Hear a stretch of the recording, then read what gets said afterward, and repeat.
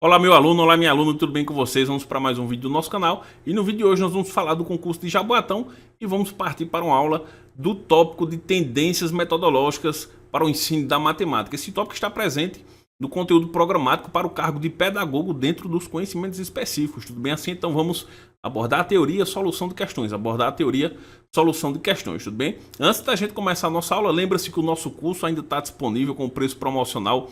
Além do curso de matemática, nós temos um curso de redação 100% focado na banca FGV, ministrado pela professora Camila, tudo bem assim? E claro, sem mais delongas, vamos para a nossa aula.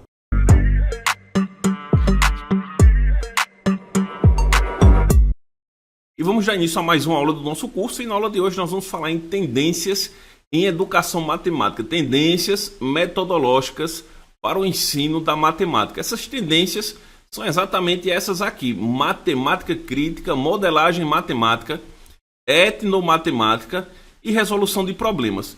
Esses conteúdos são aqueles que compõem as tendências para o ensino de matemática. Nós vamos ver esses conteúdos de uma maneira bem rápida e breve, observando conceito e solução de questões.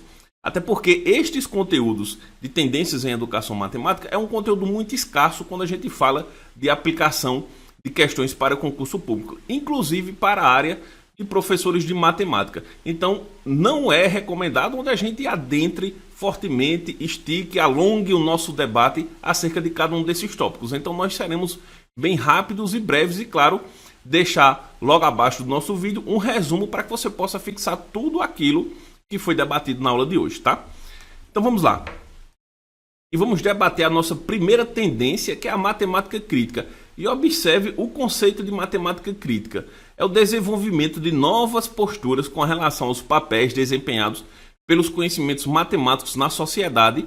É um dos principais objetivos da educação matemática crítica. Ou seja, como o próprio nome já diz, matemática crítica, o indivíduo que se apropria dessa metodologia, ele vai ter um olhar crítico acerca dos problemas sociais, acerca dos problemas políticos, acerca dos problemas com relação à desigualdade social, tudo isso se apropriando dos conceitos e práticas da matemática. Observe aqui, é o papel da matemática na sociedade, buscando uma sociedade mais justa, levantando, colocando em evidências debates acerca da democracia, do preconceito, de interesses políticos, da desigualdade social, da homofobia, enfim, tudo aquilo baseado nos conceitos da matemática. Tudo bem assim? Veja como surge uma questão de aplica-se o conceito de matemática crítica. A questão traz o seguinte: no livro Educação Matemática Crítica, a questão da democracia, o autor Skosmose enfatiza: na educação crítica é essencial que os problemas se relacionem com situações e conflitos sociais. É fundamental e importante que os estudantes possam reconhecer os problemas como sendo seus próprios problemas. Neste contexto, sobre a educação matemática orientada a problemas e a educação crítica, é correto afirmar que, então vamos à alternativa A, o professor deve elaborar manuais que contenham exemplos de modelagem matemática e o processo de educação deve caminhar de um exemplo preparado para um outro exemplo preparado. O que os estudantes têm de fazer é calcular, encontrar soluções e resolver problemas. Observe que isso aqui está completamente fora do que a gente debateu, certo? Os alunos não são necessários em fazer cálculo, encontrar soluções, muito menos resolver problemas, tá? Veja o que é que traz a letra B. O problema deve ter relevância subjetiva para o estudante, deve estar relacionados a processos importantes na sociedade e o engajamento dos estudantes na situação problema deve servir como base para o engajamento político-social posterior. Observe que encontramos a alternativa.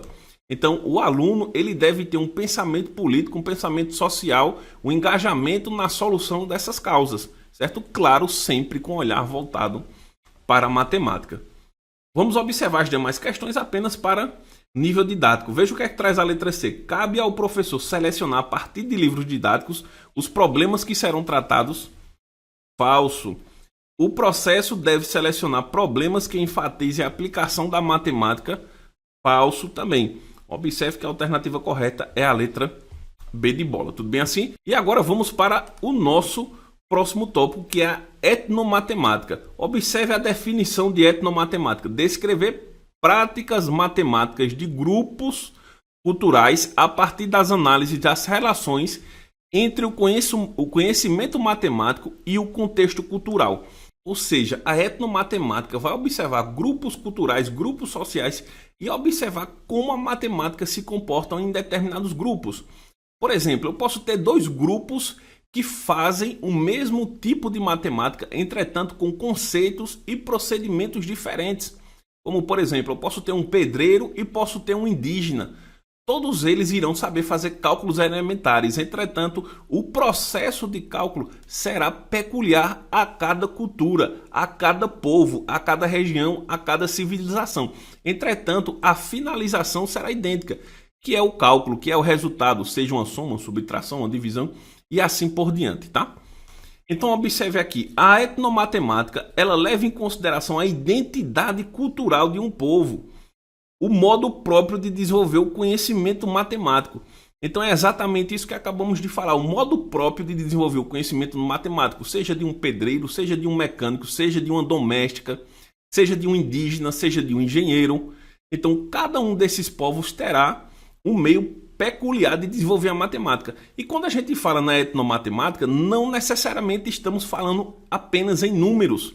Nós estamos falando também de artesãos, de músicos, de mecânicos, de costureiras, ou seja, tudo aquilo que por trás pode envolver um pensamento matemático é considerado da etnomatemática, certo? Como os indígenas tocam os tambores, como as costureiras recortam seus tecidos, como os artesãos modelam suas peças, tudo isso há uma característica, há um conceito matemático próprio, tudo bem? E vamos observar uma questão de concurso onde surgem os conceitos da etnomatemática. Observe o que essa questão traz. Em relação às situações que dizem respeito à etnomatemática, analisa as assertivas e assinala a alternativa que aponta as corretas. Primeiro item. A etnomatemática pesquisa sobre a maneira que os vendedores decidem, por meio de um modelo probabilístico, a quantidade de suco de cada fruta que deve estar disponível em sua barraca para atender à demanda.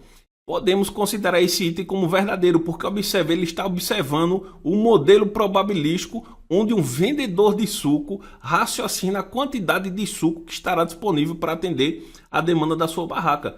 Item verdadeiro. Vamos ao segundo item. Pesquisa sobre a maneira que as crianças de uma comunidade se organizam para construir um campo de futebol, obedecendo em escala as dimensões oficiais. Então observe que as crianças, quando vão construir esse campo, eles não vão fazer aquele processo de matemática tradicional. Eles vão utilizar o próprio conceito. E que conceito é esse? O conceito que são aplicados dentre vários anos com os garotos que jogam bola e constroem esse campo.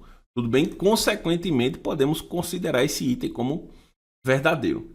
Vamos agora ao último item, que é o terceiro, que fala o seguinte: a etnomatemática pesquisa sobre a utilização de instrumentos de percussão por parte das tradições originárias da África, revelando que o ritmo que acompanha os instrumentos pode ser estudado com auxílio na compreensão do conceito de razão, verdadeiro também. E vamos para o tópico de modelagem matemática. Observe o que é que traz a definição de modelagem matemática. É a arte de expressar por meio da linguagem matemática situações, problemas reais e resolvê-los interpretando suas soluções na linguagem do mundo real. Então, nós vamos ter um processo onde nós vamos ter que percorrer ele para que a modelagem matemática aconteça. E qual é esse processo? Observe esse aqui, esse fluxograma. Então, nós vamos ter um problema no mundo real. Em seguida, nós vamos gerar um modelo matemático, aplicar uma solução para esse modelo matemático e, em seguida, validar este modelo matemático. Observe um exemplo claro deste modelo. Surgiu um problema. Qual é o problema? Como se calcular o crescimento populacional de uma colmeia? Tá aí o problema. A partir desse problema vai surgir o quê? Um modelo matemático. Observe aqui, olha, o modelo matemático. Isso é uma equação matemática. Em seguida, nós vamos solucionar essa equação fazendo sua validação. O crescimento populacional de uma colmeia é proporcional à diferença entre a população máxima sustentável e a população em cada cadeia. Aí você pode questionar o seguinte: professor, a modelagem matemática não é algo tão trivial. Exatamente, a modelagem matemática não é algo tão simples. Entretanto, nós podemos reduzir isso para um problema muito mais simplificado. Observe, qual valor o motorista de um Uber recebe em uma corrida, sabendo que o preço do quilômetro rodado custa R$5?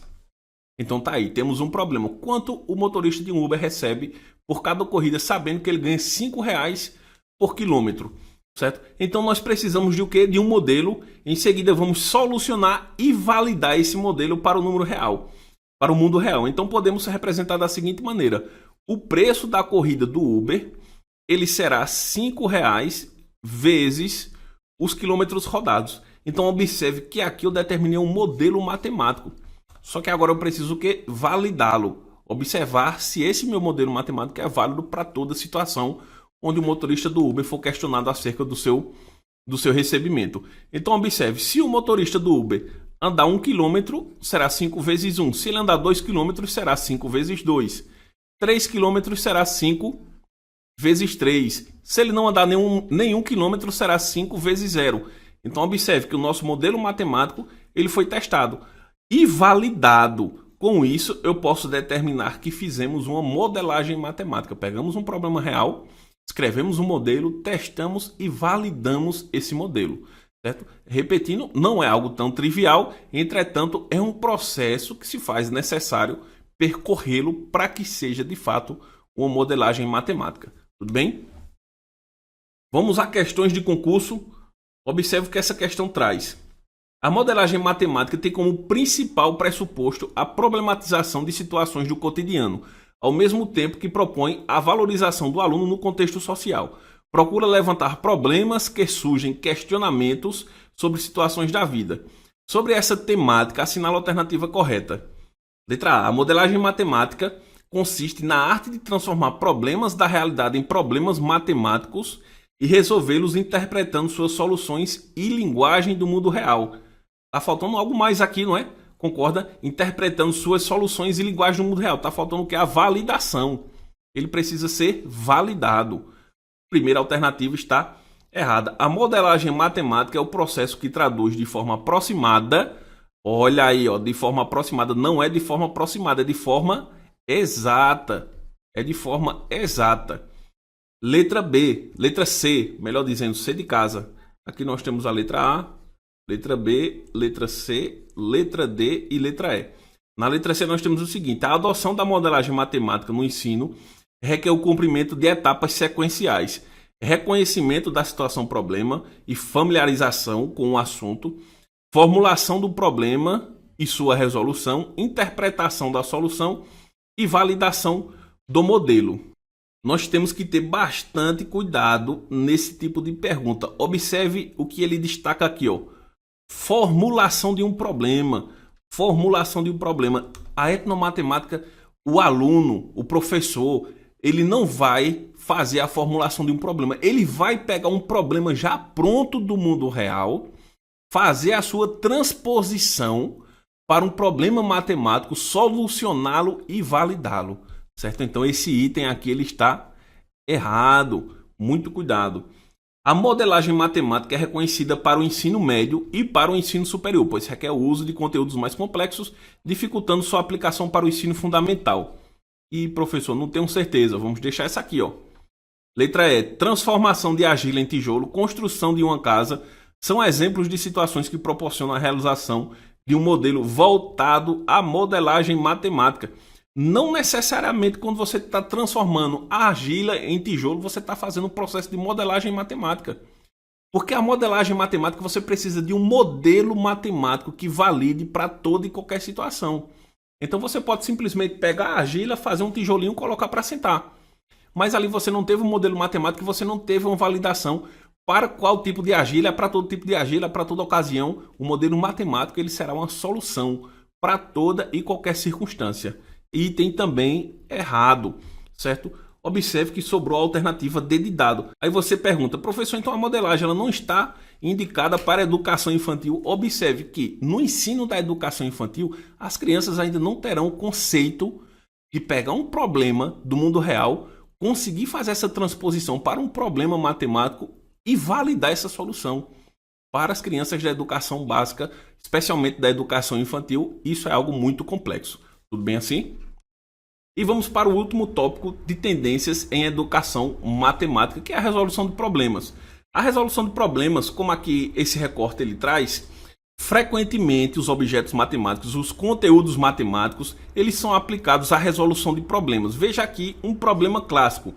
Marta comprou 2 saias, uma blusa pagando R$80. A blusa custou R$5 a mais que uma das saias, que foram compradas pelo mesmo preço. Quanto ela pagou pela blusa e por uma saia? Então veja que aí nós estamos diante de um problema matemático, certo? Estes problemas matemáticos não estão diretamente relacionados com o conteúdo matemático, porque muitas vezes o aluno ele vai dominar a operação matemática em si, entretanto, o fato dele dominar essa operação matemática não vai fazer com que ele consiga solucionar um problema. Observe as professoras que estão aqui de educação infantil, que estão atuando em sala de aula. Isso é muito recorrente, você ensinar o aluno a somar, subtrair, multiplicar e dividir. Entretanto, quando você propõe um problema para ele, ele chega no seu balcão, chega na sua mesa e diz: tia, é de somar ou de subtrair? É de somar, meu filho. Então ele já vai ter a ideia que ele vai ter que pegar os números que estão aqui em algum canto e fazer a operação de adição. Ou seja, ele domina a técnica, mas ele não sabe aplicá-la na resolução de problemas. Tudo bem assim? Assim como a modelagem matemática, a resolução de problemas deverá seguir alguns passos. E quais são eles? O primeiro passo é o aluno compreender o problema, ele fazer uma reflexão acerca daquele problema proposto e ter a sua compreensão. Em seguida, ele deverá bolar uma estratégia, ele deverá refletir acerca do que ele deverá fazer matematicamente para solucionar aquele problema. Como, por exemplo, se vai fazer uma operação de adição, se vai fazer uma operação de subtração, se ele vai ser necessário comparar com outros problemas que ele já solucionou, certo? Em terceiro, ele vai executar esse plano, colocar em prática este plano. Não, pelo que refletir aqui, eu tenho que fazer uma soma. Então vamos lá, vamos somar. E em seguida, o mais importante é o quarto passo. Ele fazer uma retrospectiva da solução e fazer uma reflexão do número das respostas da solução que ele achou para o problema. Mais uma vez, quem está em sala de aula vai entender perfeitamente o que eu estou dizendo. Muitos alunos, eles fazem uma resposta e chegam em uma resposta absurda, em um número absurdo. Ou seja, ele analisou o problema, ele pensou em sua estratégia, ele aplicou a estratégia, entretanto a solução do seu problema não está de acordo com o problema. A comparação da sua resposta com o problema está completamente fora. Mas alguns alunos eles não conseguem distinguir não consegue chegar nessa quarta fase, que é a solução, que é a comparação da sua resposta, a reflexão da sua resposta, que ele diz aqui, ó, fazer um retrospecto da solução completa, revendo aí discutindo, ver se de fato sua resposta ela é cabível àquele problema. Tudo bem assim? E vamos para a solução de uma questão de concurso aplicando o conceito de resolução de problemas, que fala o seguinte: sobre a resolução de problemas no ensino da matemática, é correto afirmar que conceitos, ideias e métodos matemáticos devem ser abordados mediante a exploração de problemas. Observe aí, vamos deixar essa alternativa aqui, ó. É um exercício, ó, já começou errado. A resolução de problemas não é um exercício. Exercício é quando você coloca lá, quando você está ensinando matemática. Calcule, aplique, arme e efetue, realize as operações abaixo. Isso sim é um exercício. Entretanto, quando você coloca por trás um problema matemático, ele não é um exercício. E muito menos ele vai fazer a aplicação de fórmula quase mecânica, sem fazer uma reflexão acerca daquele problema. Então, quando o aluno está solucionando apenas questões de adição, ele meio que está mecanicamente, ele não está entendendo o que é que está ali por trás. Ele apenas está fazendo aquele processo mecanicamente, certo? Na letra C de casa, ele fala o seguinte: o aluno constrói um conceito em resposta a um problema. Na realidade, ele não vai construir um conceito. O conceito acerca daquele conteúdo que está no problema já está, subtende que já está na cabeça daquele aluno. O que é que ele vai fazer? Reforçar aquele conceito que ele já tenha e aplicando aquele conceito na solução de problemas. Exemplo, vamos supor que ele já tenha dominado todos os conceitos relativos às operações básicas: soma, subtração, multiplicação e divisão, bem como suas propriedades. Então ele já tem todo esse conceito e vai aplicá-lo na solução de problemas, certo? Letra C está errada, assim como a letra B. Na letra D ele diz o seguinte: é uma atividade para ser desenvolvida em paralelo ou como aplicação de aprendizagem. Não vai se desenvolver em paralelo e muito menos como uma aplicação para aprendizagem. A alternativa verdadeira é a alternativa A. Conceitos, ideias, métodos matemáticos devem ser abordados mediante a exploração. Ou seja, vão se abordar os conceitos, ideias e métodos metodológicos. Os conceitos não serão criados, e sim abordados, tudo bem? E com isso chegamos ao final da nossa aula. Na próxima aula nós vamos partir para... E na nossa próxima aula nós vamos abordar os conceitos de Base Nacional Comum Curricular para a Educação Básica. Até a próxima aula.